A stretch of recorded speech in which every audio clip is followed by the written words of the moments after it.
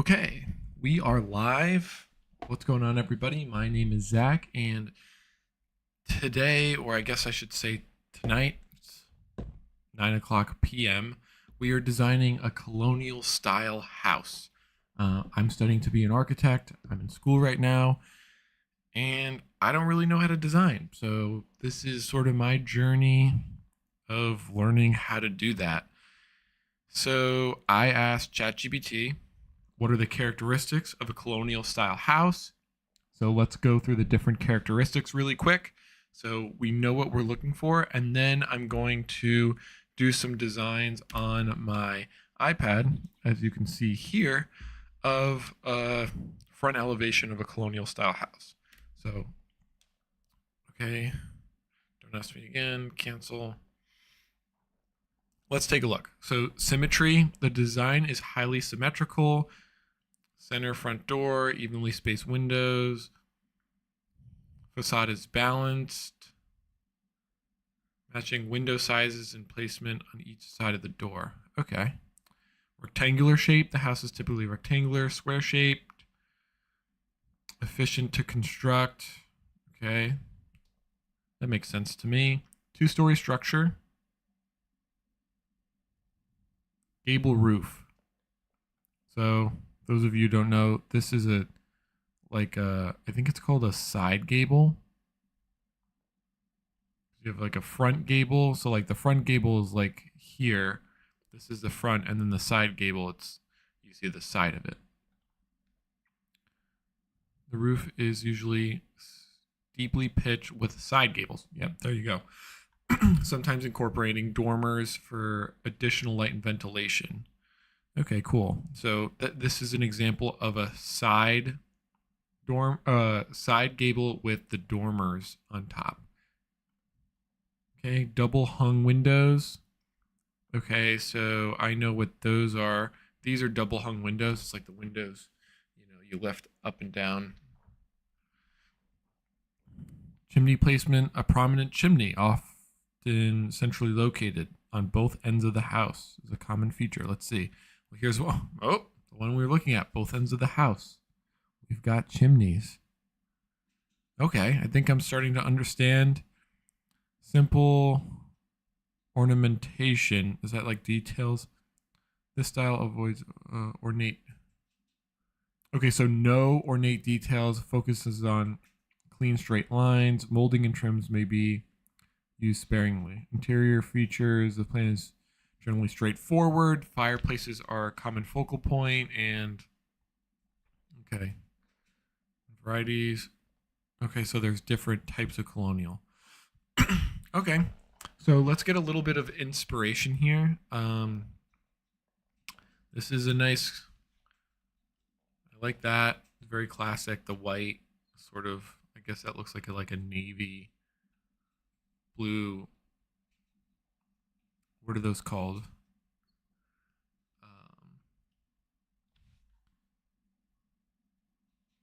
Oh my god, I'm blanking. What shutters? Okay, the shutters.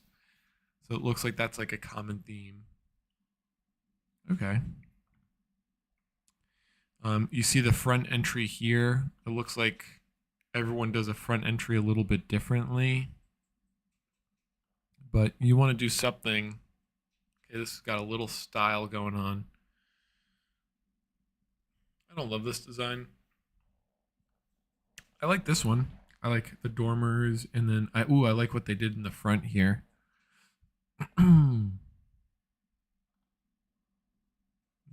Not a fan of this. I don't really like the front.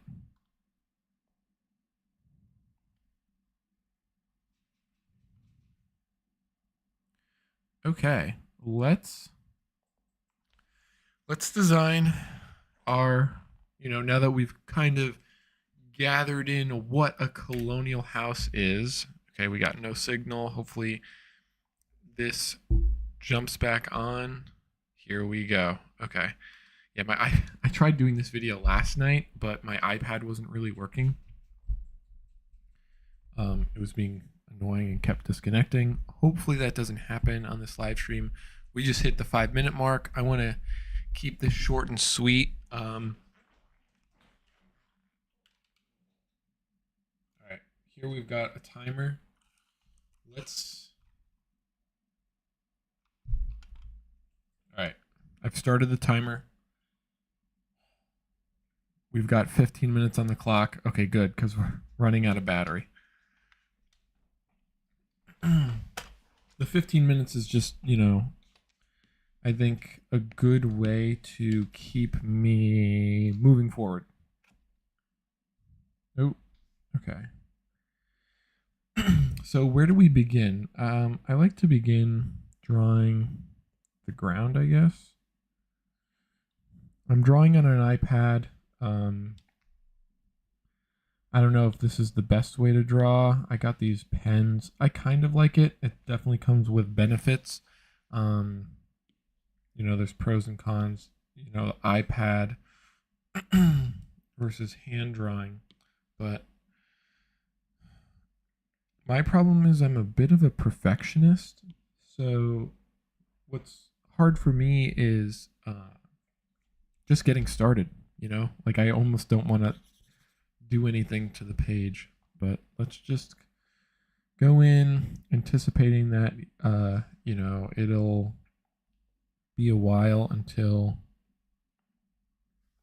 we really get to where we want to go, and we're gonna have to suck at design a little bit.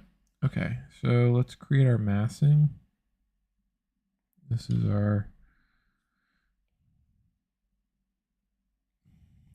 our rectangular look. Okay, so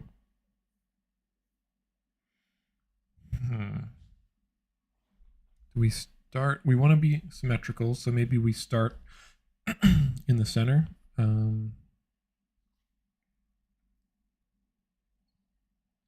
Everyone can see that. All right. So usually there's like a step up or two. And then we want to do something fancy, right? Just maybe do something like this. Add in the columns. Do we do anything like fancy? Like, do we put more effort in onto like this? Like, I think I always design a little too fast. So what if I took my time? All right, so I'm gonna do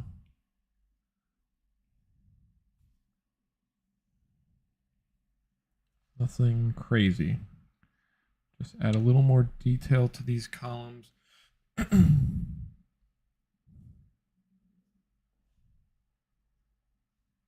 Sure, I guess that works. Front door, I'm gonna do a single front door, but with side lights on either side. For those of you who may or may not know, these are side lights, and then I'll show an example really quick. Like these are side lights. If you can see my cursor. Cancel. Here are side lights to the side of the door. All right, so we got our side lights. Front door. Maybe we do, I don't know. That's kind of typical, right?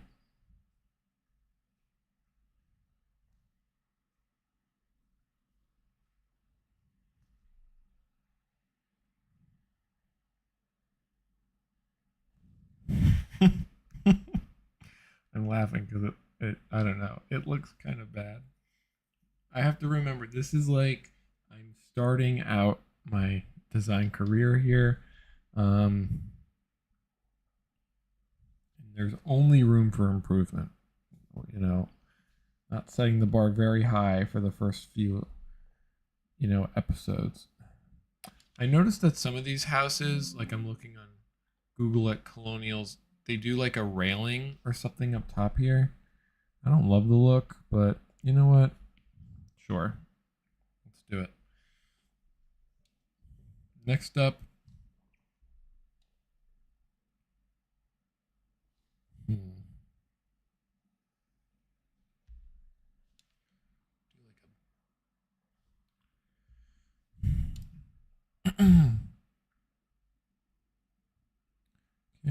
do, I guess, a decent sized window. I have to work on my squares, but let me just put some guidelines. So you want all the windows to line up, obviously. Maybe that's not so obvious, but like, you know what I mean? Like, this is like the header height of the window.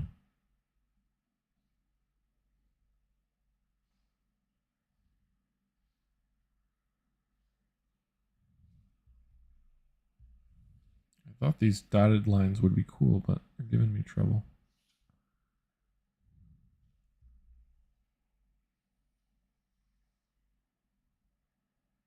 Why can't I get that to a line? It's like, it keeps... Okay, that one was my bad.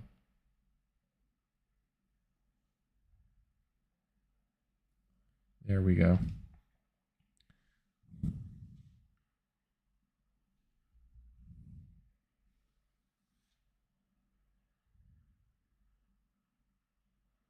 Okay.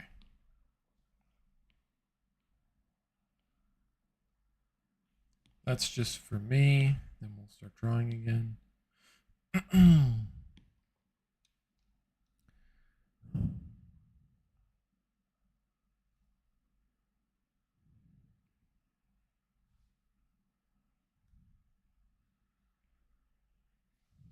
I guess I'll draw in the windows now. Ah, man. The challenges that I'm facing as I'm trying to get better at design is, where do you start? You know, and then how do you get your proportion down? Like on the iPad, you can, there's this cool feature, like this is like a squiggly line, but if I hold it, bad example, but like squiggly line, hold, and then I can straighten it. I think I don't want to be that precise. So I think there's like something about like being fast with design that gives your drawing a little bit of energy. And that's just what I'm trying to do. Oh, it's getting warm in the office. Okay. All right. We have our colonial house roughed out. Let's add excuse me. Let's add a little more detail to the windows.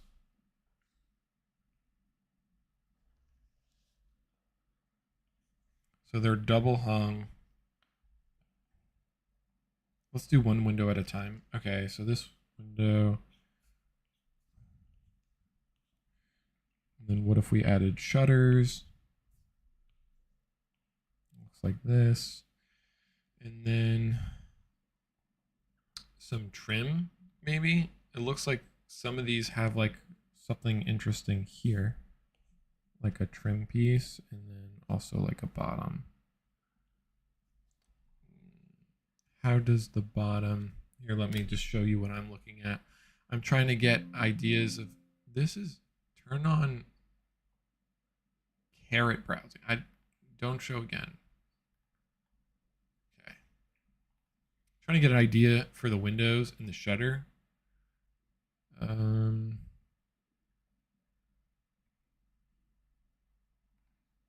That's an interesting color, huh? Okay. I'm looking at the sill of how they did it. The sill is, you see my, this is the sill. So, you know what? Looking at the timer. We got about 5 minutes, a little more than 5 minutes left. So let's put our ass into gear and just start going fast. And this is why I do the timer, because I like to just yap and talk and not design, but that's not the point. We want to, I think the point of this series is like, I want to make this like live design studio number 1, or I think I've done a few. I have to figure out the number. And then I want to just keep on doing it. So then eventually I'll get like live design studio number 562. And hopefully by 562 design sessions, spending 15 minutes, 30 minutes, you know, hopefully every day, I can actually get good at design because I want to be an architect. Oh no, 5 minutes or 5%. I want to be an architect and I want to be a residential architect. So it's funny, I work at an architecture firm and I've always wanted to design houses. And it was funny, my boss, our firm's principal architect, he was super busy and he gave me the opportunity to finally design my first house. And I was super excited and I sat down at a blank piece of paper. And when I went to start designing, I realized I had no idea what I was doing. First, I had no idea how construction worked. So I didn't even know how to design something that was real. And then, second, I just had no practice. I was just so busy saying I wanted to be a designer, but like at home, I just wouldn't design. I would just, I don't know, do other things. So this is me doing the things I say I want to do. And yeah, hopefully I'm in it for the long haul. Um, I'm 26 years old. I've been taking architecture classes since I was honestly like freshman year of high school. I don't know how old I was, maybe 14, 15. So it's been a long time. It's a long journey if you want to become an architect. Um, so that's what I'm doing. So we got our windows in. This is looking a little better. We got 3 minutes left. Something I like to do is start to add some shadow. I learned this from my boss. He's been designing houses for 37 years. Okay, so line weight is critical in this. So like these walls, in my opinion, should be like a little bit thicker of a line weight, maybe not a 3, maybe a 2.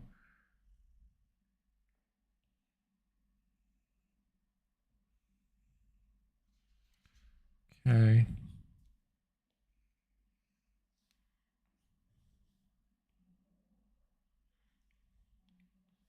And then this is where the drawing really pops. So notice it now. Oh, I'll do it on like another layer so you know what I mean. So this is like the shadow I'm talking about. So you just kind of like put a little shadow line. This might be too thick, but yeah, it's too thick. Do a 3.5.